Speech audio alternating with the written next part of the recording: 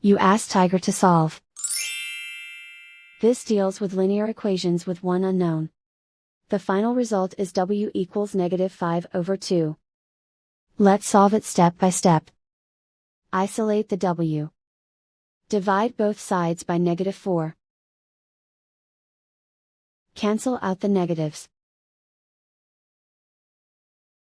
Simplify the fraction.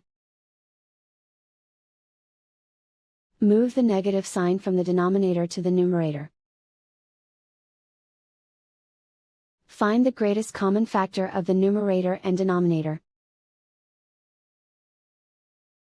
Factor out and cancel the greatest common factor. And so the final result is w equals -5/2.